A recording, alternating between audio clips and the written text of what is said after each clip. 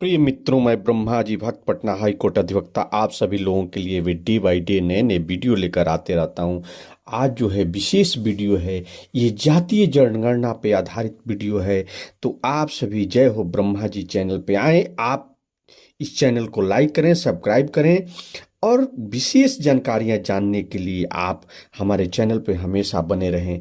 तो आज जाने कि जातीय जनगणना का इतिहास क्या है, इससे क्या प्रभाव पड़ेगा, क्या मानव के सभी मानव का विकास हो सकता है, इन सारे प्रश्नों को खोजने का यह प्रयास किया गया है इस वीडियो के माध्यम से कि आप जाने कि जातीय जनगणना और धर्म आधारित राजनीति, जातीय जनगणना आधारित राजनीति से मानव का विकास हो सकता है। इन सभी जानकारियों के लिए आप जय हो ब्रह्मा जी चैनल पे आएं और जानें। भारत में पहली बार जाति आधारित जनगणना 1881 ईस्वी में हुई थी और वर्ष 1931 तक जाति आधारित जनगणना होती रही और यह सार्वजनिक की जाती थी। लेकिन वर्ष 1941 में जाति आधारित जनगणना रिपोर्ट को सार्वजनिक नहीं किया गया और इसे रोक दिया गया। और आजादी के बाद भी संविधान के निर्माताओं ने जातीय जनगणना नहीं कराना चाहा, इसलिए कि इसको रिपोर्ट को जारी होने से समाज में विभाजन हो सकता था, इसलिए इसको रोक दिया गया। लेकिन वर्ष 1951 ईस्वी में जनगणना की गई, जातियों की जनगणना की गई, इसलिए उनके आरक्षण का प्रावधान था। इसलिए जातीय जनगणना की मांग समय समय पर होती रही। 1979 में मंडल कमीशन का गठन किया गया, उसकी रिपोर्ट जारी की गई और 1990 में ओबीसी आरक्षण बीपी सिंह के द्वारा दिया गया और समय समय पर पिछड़ेपन, ये सामान्य वर्गों में पिछड़े हुए, आर्थिक रूप से पिछड़े हुए लोगों को भी ये आरक्षण देने का प्रावधान किया जाता रहा और किया गया। जातीय और धर्मों के रूप में भी राजनीतिक पार्टियां टिकट बांटती रहीं, लेकिन ऐसा होना लाजमी नहीं है। यह सभी अपने अपने राजनीतिक रूपों से अपने को मजबूत करने के लिए ये होती रही। जातियां मेरी ताकत हो सकती है, यह राजनीतिक रूप से लोग कहते रहें, लेकिन इससे क्या सभी जाति का विकास हो सकता है? सामाजिक न्याय की हिस्सेदारी, जाति आधारित जनगणना कि जातीय गणित क्या कहती है, ये सभी बातें राजनीतिक रूप से राजनीतिक दलें कहते रहे हैं। पहले अनुमान के आधार पर राजनीति होती रहती थी, अब जातीय आधार पे राजनीति होगी। कौन कितना प्रतिशत होगा, उसकी उतनी हिस्सेदारी होगी, इसकी बात इस जनगणना के बाद होगी। राजनीति करने का प्रयास लोग करेंगे, लेकिन यह विचारणीय प्रश्न है कि किसकी कितनी जाति की संख्या होगी और वह उतना राजनीति में भारी होगा, मजबूत होगा। यह ऐसा क्या संभव है? बिना शिक्षा का यह कभी न संभव होगा, न होने वाला है। जिनकी जितनी जातियां हैं उतना उनको शिक्षा में आगे होना होगा। मानव का विकास मात्र एक शिक्षा के द्वारा ही सबका विकास हो सकता है, सभी का विकास संभव है। शिक्षा, बिना शिक्षा के आप न राजनीति में भारी पड़ सकते हैं, न कहीं किसी जगह भारी पड़ सकते हैं। मानव का विकास शिक्षा के द्वारा ही हो सकता है।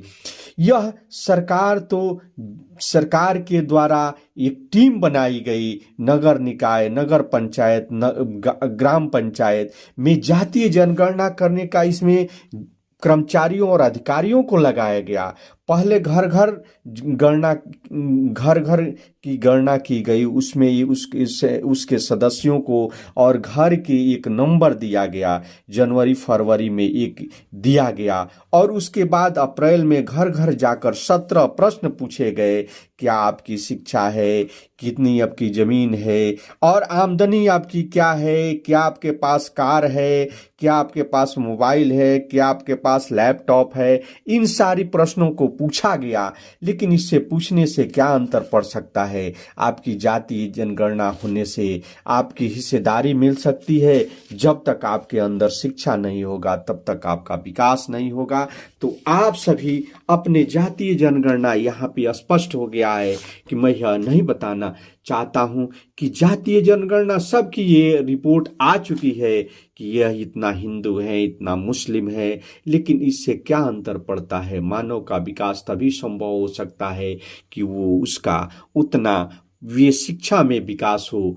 ऐसे अनुसूचित जाति जो है 20% है, ओबीसी जो है 27% है, और अभी जो अति पिछड़ा वर्ग है 36% है। क्या वे अति पिछड़ा वर्ग इतना होते हुए भी उसकी राजनीति में पहुंच है? यह एक सोचनीय विषय है। और सामान्य वर्ग मात्र जो है 15.53% है। यह सोचनीय विषय है कि उनका आज भी राजनीति में पहुंच है, और ये पिछड़ा वर्ग 36% होने के बावजूद भी उनकी पहुंच कितनी है।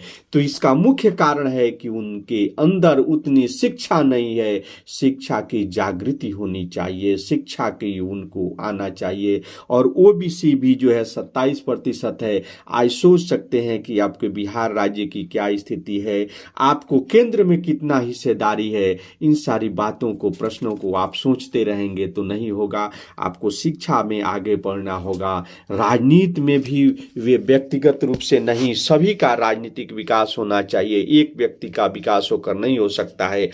हर जाति में सभी लोगों का विकास हो, वहाँ पे कोई अमीर का विकास नहीं हो। एक ही जाति में जो अमीर है उसका विकास होता है, गरीब है उसका विकास नहीं होता है। सभी जातियों में ये समस्याएं हैं, सभी धर्मों में ये समस्याएं हैं। यहाँ पे स्पष्ट हो गया है कि आज भी हिंदू बहुल यह बिहार है। मुस्लिम यहाँ पे लगभग 17% हैं। तो हिंदू यहाँ पे उतने हैं, कुछ बौद्ध हैं, कुछ सिख हैं, कुछ आपको ईसाई हैं। ये सभी यह धार्मिक मामले हैं। और धर्म के आधार पे और जातीय आधारित यह टिकटों का बंटवारा राजनीतिक पार्टियों द्वारा होती रही है। और वे जातीय आधार पे और धर्म के आधार पे भी मंत्रिमंडल का भी विस्तार वैसे करते हैं। किस जाति का कितना प्रतिशत है उसका उतना है, लेकिन किसको उसका लाभ मिलता है यह सोचनीय विषय है। लाभ उसी को मिलता है जो कि उसमें प्रबुद्ध है, जो उसमें शिक्षित है, जो उसमें ताकतवर है। सामान्य को कहाँ मिलता है? सामान्य यानी कहने का मतलब कि जो कमजोर वर्ग है या शिक्षा में विकसित नहीं है, उनको कहाँ हिस्सेदारी मिलती है। तो आप सभी को अपने हिस्सेदारी के लिए शिक्षा पे विशेष जोर देना पड़ेगा। तो मैं अपने हृदय की गहराइयों से बिहार की जातीय जनगणना का स्वागत करता हूं, लेकिन इसके साथ साथ यह सोचनीय विषय है कि आप शिक्षा में आगे बढ़ें, शिक्षित हो, तभी आपका विकास संभव है। नहीं तो यह संभव नहीं है कि आप जातीय आधारित जनगणना के रिपोर्ट के अनुसार आप राजनीति में अपनी हिस्सेदारी को प्राप्त कर सकें। शिक्षा में आपको हिस्सेदारी सुनिश्चित करनी पड़ेगी, तभी आप अपने आप को राजनीति में या हर जगह अपने आप को स्थापित कर सकते हैं। स्थापित करने के लिए शिक्षा में होना पड़ेगा। आपको शिक्षा में अपने आप को स्थापित करें तो हर जगह अपने आप को आप स्थापित कर सकते हैं। मैं अपने हृदय की गहराइयों से आप सभी को धन्यवाद देता हूं कि जातीय जनगणना के आधार पे आप नहीं, अपने को शिक्षा के आधार पे अपने को विकास करें और विकसित हो। मैं इसलिए आप सभी, आप जय हो ब्रह्मा जी चैनल पे आए, इस चैनल को लाइक करें, सब्सक्राइब करें, और सभी मानव यहाँ पे जो भी हैं वे चांद और सितारों की तरह आगे बढ़ते रहें और वे सूरज की तरह चमकते रहें। जय हिंद, जय भारत।